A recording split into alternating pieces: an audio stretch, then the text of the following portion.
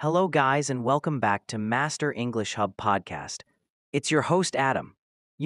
People often overlook the supermarket as a place to genuinely practice English. It's alive with opportunities. Really? I always thought of it as just running errands. What exactly makes it so ideal for learning? It's more than shelves and price tags. Every part, choosing products, asking for help, even checking out, involves real world English you'll actually use, not textbook phrases. So, even just deciding between apples and oranges can teach me vocabulary?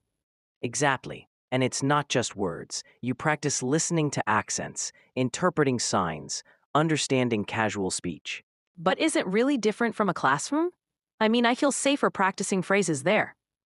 It's the unpredictability. In supermarkets, people speak naturally, sometimes fast or with slang. You learn to adapt, tune your ear, and problem solve in the moment. Hmm.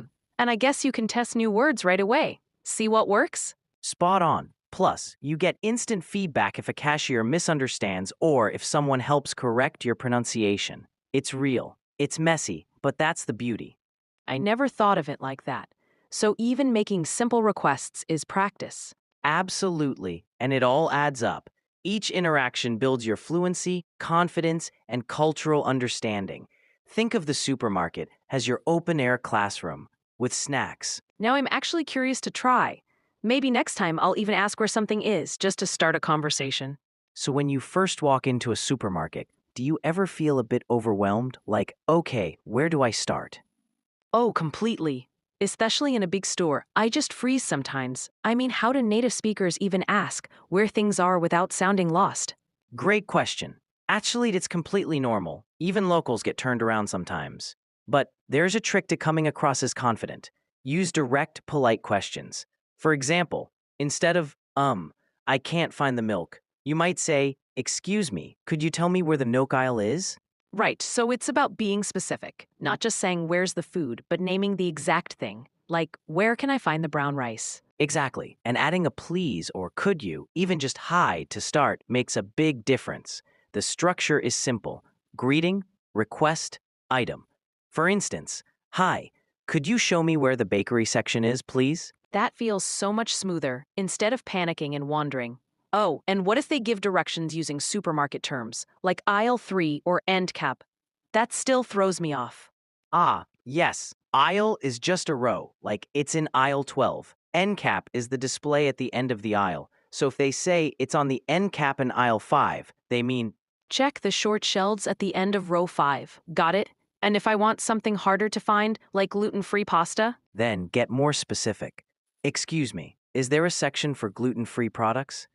Clear, direct. Honestly, staff are used to these questions and are usually happy to help. Okay, hearing that actually makes me want to try asking next time, instead of just coping in silence. All right, let's dive into the trickiest part of the grocery store, the produce and deli counters. They actually offer some of the best language practice you'll get. Ever found yourself staring at apples and thinking, wait, what's the right way to ask for these? Absolutely. I always get stuck on how to ask for like half a kilo of grapes or a slice of cheese that's not too thick. I usually just point and hope they understand. That's more common than you think. The fun part is there are simple phrases that make you sound both polite and precise. For measurements, try saying, could I have half a pound of those grapes? Or if you're not sure, about half a kilo, please. The word about gives you some wiggle room if you're unsure. Right, but sometimes I panic with things like thinly sliced or small piece. Is there a trick for describing what you want without overthinking it? Great question. For slicing at the deli, you can say, could you slice it thin, please? Or if you want a specific number, can I get 4 slices of turkey? Descriptors like thin, thick, a wedge, or even a handful for something like spinach work wonders. Oh, so it's totally normal to ask for like a handful of spinach or a small wedge of cheese? People won't look at me funny? Not at all. Cashiers and clerks hear these all day. That said, adding a please or starting with could I have instantly sounds courteous. Politeness cushions any uncertainty, and honestly, they appreciate it. So basically, measurement, description, and a dash of politeness. Wait, what if I'm not sure how to pronounce something, like prosciutto or a fancy cheese? Honestly, just smile and point if you have to. You can even say, "How do you say this?" That turns it into a mini lesson. Most staff love to help, and it's a perfect excuse to practice without pressure. You know, that really takes the fear away. Next time, I might even try out, could I have about 200 grams of prosciutto, please? Even if I still need to point. Imagine you're in the middle of a store, shopping list in hand, and suddenly, the oats you always buy are missing. What do you do? I guess I'd wander around, maybe try a different aisle, or, well, I'd want to ask someone, but I get stuck. Like, should I say, where are the oats? Or is there a friendlier way? Great instinct. It's totally normal to feel a bit lost. Actually, a very natural way is, "Excuse me, could you help me find the oats?" Or even, "I'm looking for oats. Are they in a different spot today?" Right, so adding excuse me, or could you help, just softens the request. Exactly. It signals you're being polite, not demanding. And if you don't understand their answer, maybe they use supermarket jargon or point off vaguely. What could you say then? Let's see, maybe, sorry, could you repeat that? Or, so is that near the bread section? Just to check if I understood. Perfect. Clarifying questions, like, "Do you mean next to the cereal?" or repeating what you heard. So aisle 4 shows you're engaged and helps avoid confusion. Makes sense. Actually, sometimes I feel embarrassed asking twice. But I guess it's worse to leave empty handed or misunderstand, right? Absolutely. Supermarkets are full of distractions. Staff expect questions. Better to double check than wander lost. Oh, and if something's out of stock, you might hear, "We're expecting more tomorrow." Can you think of a follow-up? Maybe. Is there a similar product you'd recommend? Or do you know when the next delivery comes? Exactly. That's proactive problem solving. Little by little, these moments build confidence. It's not just about language, but about managing mini challenges calmly. That's real world English in action. Now, here's where things get interesting: the checkout.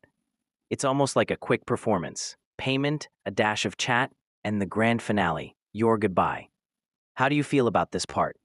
Nervous, or is it just routine now? Honestly, it still feels a bit awkward. Sometimes I overthink just handing over my card, or I forget what to say if the cashier makes small talk.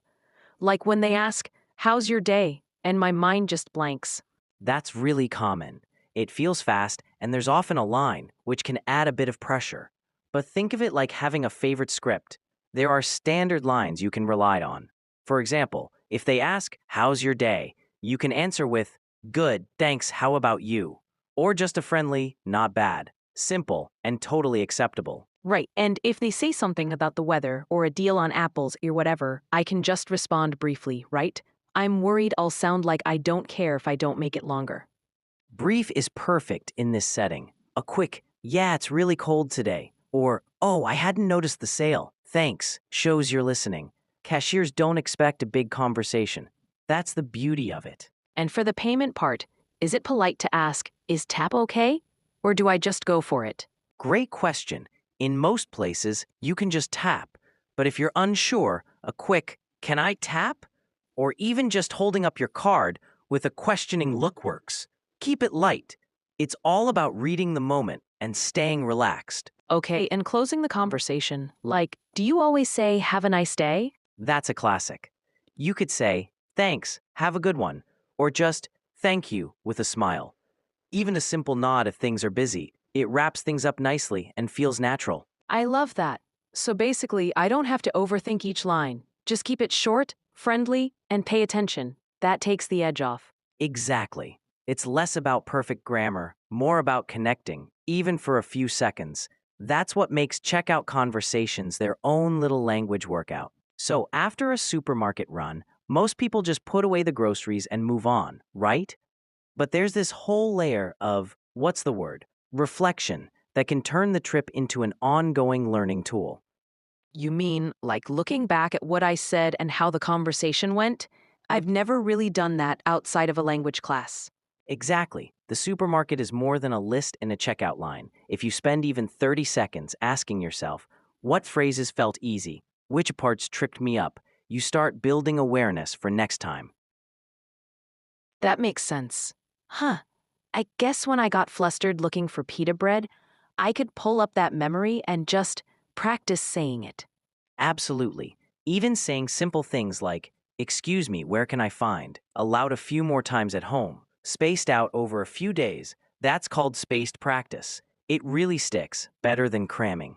So, little micro missions, like next time I could pick one thing. Maybe ask the cashier, how's your day going? Instead of just saying, hi. Perfect. Set a tiny goal, a new phrase, or simply trying to clarify if you don't understand. Each little experiment is progress. No big leap necessary. I like that. Makes it less scary. Plus, if I mess up, it's just groceries. No one's grading me. Exactly. Treat every trip as practice, not a test. Bit by bit, it all adds up. Ready to invent your next mission before your next shop?